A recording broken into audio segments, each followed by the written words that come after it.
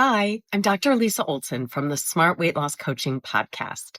I've been working with Julia for almost 100 episodes now, and she has really helped me grow my podcast from basically just my parents, my husband and kids, and my sister as listeners to over 17,000 downloads. I mean, the amount that she expanded my audience went way beyond my expectations. She really blew my mind. I have quadrupled the number of downloads over the past 12 months.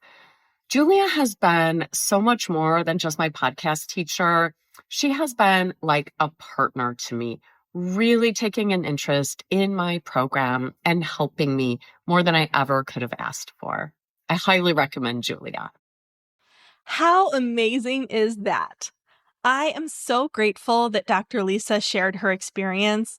And if her story resonated with you and you're thinking, wait, I want results like that too, that is exactly what we're doing inside the Podcast Growth Collective. It's the place for online business owners who want to turn podcasting into a powerful growth tool without the burnout and without guessing what to fix. If you're ready to stop spinning your wheels and finally start seeing results from your podcast, I would love to support you. Head to thepodcastteacher.com/collective to learn more and to join us. And now let's jump into today's episode.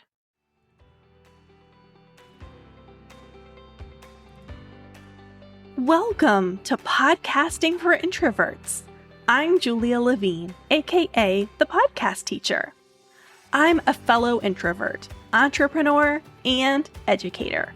If you want to start a podcast and expand your reach without social media, this is the show for you. Let's get started. Hey, and welcome back. Today's episode is about perfectionism. Oh boy, I will probably have multiple episodes on this topic because this is a big challenge for me. You don't have to be an introvert to experience perfectionism, but it seems that as introverts, we tend to be more likely to have this inclination.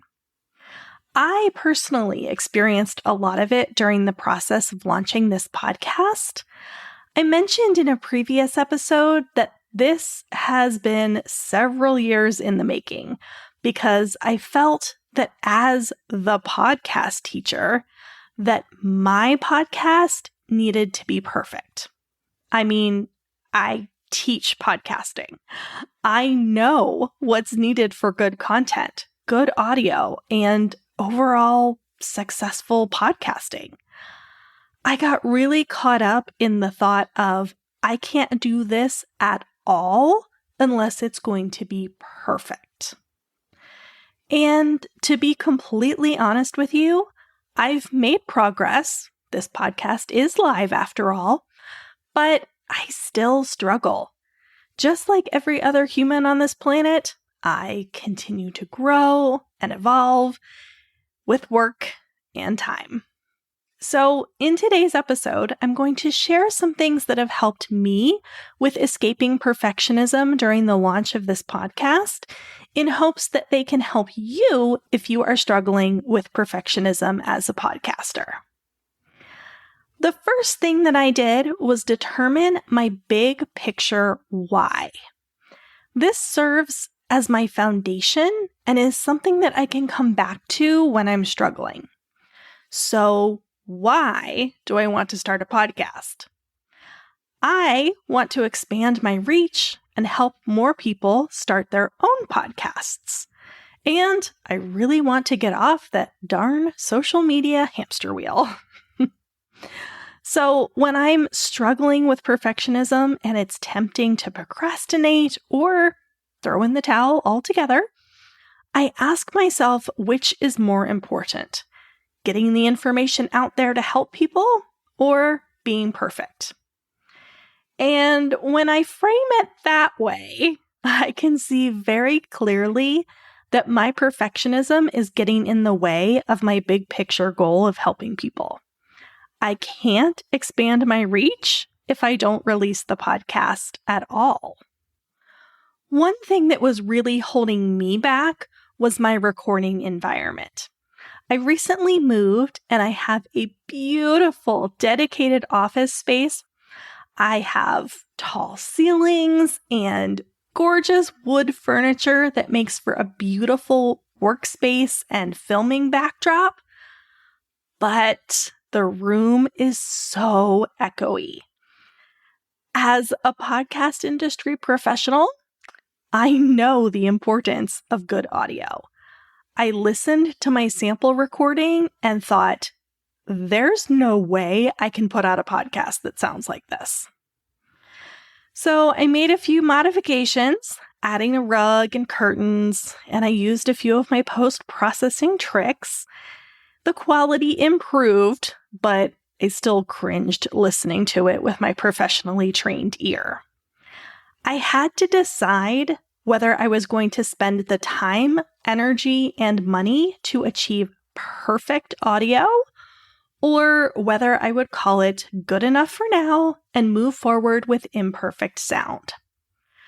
So, remembering my why of helping more people to start podcasts, I accepted the imperfection, and here we are. Not gonna lie, I still cringe a bit listening back, but it is what it is for now. So I encourage you to think about, what's your why? What are your big picture goals for podcasting? And which is more important to you, achieving perfection or those big picture goals? Once I remembered my why and convinced myself to keep going, I needed to create a plan. Part of my perfectionist tendencies show up as procrastination, and I often end up running out of time to implement all of my plans. But I'm also big on deadlines and do everything in my power to meet them, especially when I'm held accountable by others. So my next step was to prioritize and figure out the non-negotiables for right now and determine what can be tabled for later.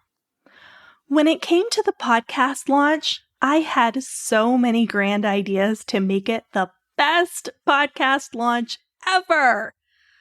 I wanted to record audio and video, turn the transcripts into blog posts and LinkedIn articles, run Facebook ads to the podcast, and so many other things. So I asked myself which of those things absolutely had to get done. Recording audio for a podcast is a non-negotiable. Video, blog posts, LinkedIn articles, and Facebook ads are not. I also want to launch with 7 episodes. As I'm recording this, I'm still working, so we'll see if I actually made that happen or not. But I decided that having 3 episodes is a non-negotiable. That's the minimum acceptable number of episodes for a podcast launch in my book. Once I accomplished that, I continued to work toward my goal of 7. Here we are at number 4.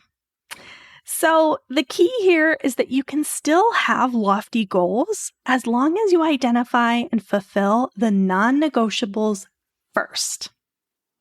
After the launch, releasing an episode every single week is a non-negotiable for me.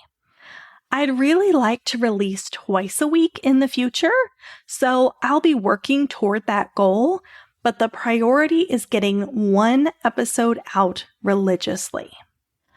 My vision of a quote-unquote perfect podcast includes all of those other pieces that I previously mentioned.